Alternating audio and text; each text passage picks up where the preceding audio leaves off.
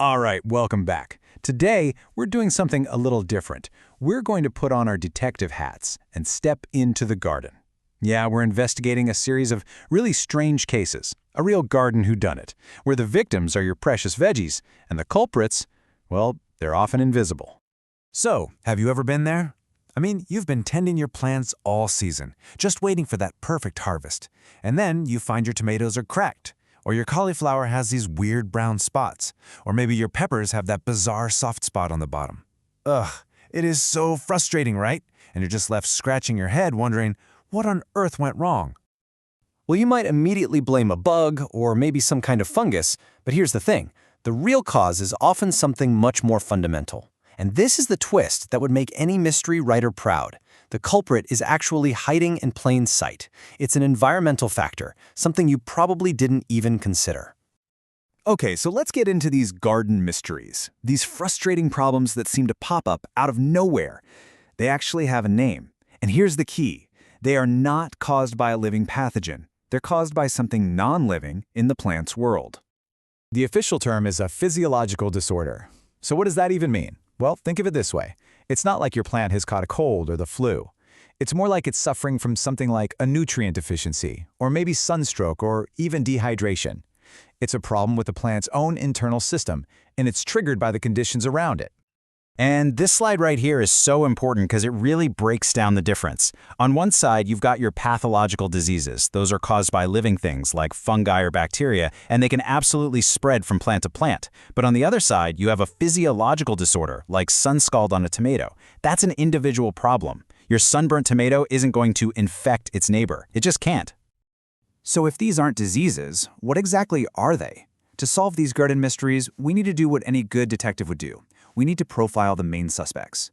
These are the non-living factors that are causing all the trouble. Okay, our first suspect is a classic. I'm calling this one the nutrient thief. We're talking about calcium deficiency.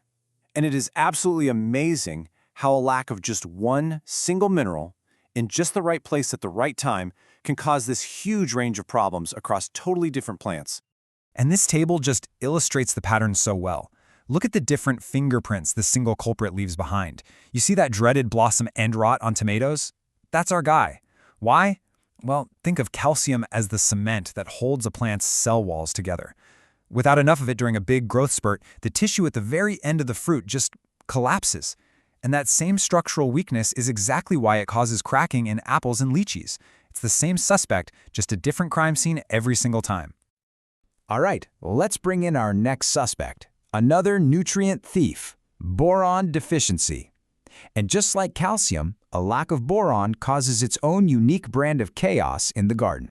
And once again, we see this really fascinating pattern emerge. That browning you might see on your cauliflower, yep, could be a boron issue. That internal necrosis, which is just a fancy way of saying tissue death, inside a mango, boron. Even that weird mix of big and tiny grapes on one bunch, what they call hens and chicks, points right back to a lack of this one crucial element. But, you know, it's not always about what's missing from the soil. Sometimes the suspect isn't a nutrient thief at all. Sometimes the crime is caused by pure climate chaos, what's happening in the air and weather around the plant. And this is so critical. Extreme heat, really inconsistent watering, even a lack of good airflow can be the culprits. That cabbage that suddenly split open, it probably got a huge downpour right after a long dry spell. And that black center in your potatoes after you've stored them, they literally couldn't breathe, not enough oxygen. These are all vital clues you have to look for. Okay, now that we profiled our main suspects, let's apply this knowledge, right? We're going to crack open the case files and look at a couple of fascinating real-world examples to see exactly how these mysteries were solved. First up, the case of the black tip of mango. Orchard owners were just completely baffled. Their beautiful mangoes were developing this strange, ugly blackening right at the tip, making them totally unmarketable. So what could possibly be causing it? And here is the major plot twist. The investigation revealed the cause wasn't in the orchard at all. It was air pollution, specifically gases like sulfur dioxide and carbon monoxide that were coming from nearby brick kilns. The culprit was literally in the air. So once the detectives understood the real cause, the solution became pretty clear, though kind of surprising. The main recommendation? You have to plant new orchards over 1 kilometer away from the source of the pollution. They also found that spraying with borax could help lessen the effects. It's just a perfect example of how identifying the true culprit leads you to a really effective solution. Okay, our next case is another mango mystery, but this one is an inside job. It's called spongy tissue, and it's a defect in the world-famous Alfonso mango that you can't even see from the outside. So inside what looks like a totally perfect mango, there's a patch of flesh that stayed unripe, sour, and kind of quirky.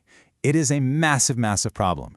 We're talking it's responsible for up to 30% of fruit loss in major growing regions. Just imagine that, losing nearly a third of your entire harvest to a defect you can't even see. So in this case, all the clues pointed to heat, specifically heat radiating up from the soil, basically cooking the fruit from the inside out before it was even picked. So the best detective work here is all about prevention.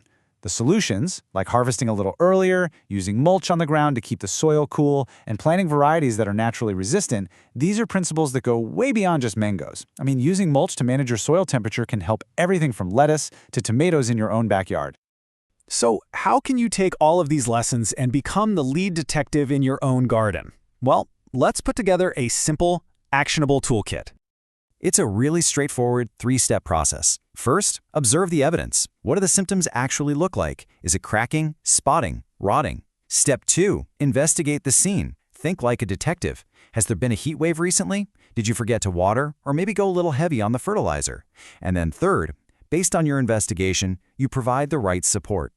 A lot of the time, the solution is as simple as just tweaking your care routine. So, the next time you see a problem on one of your plants, don't just jump to the conclusion that it's a pest.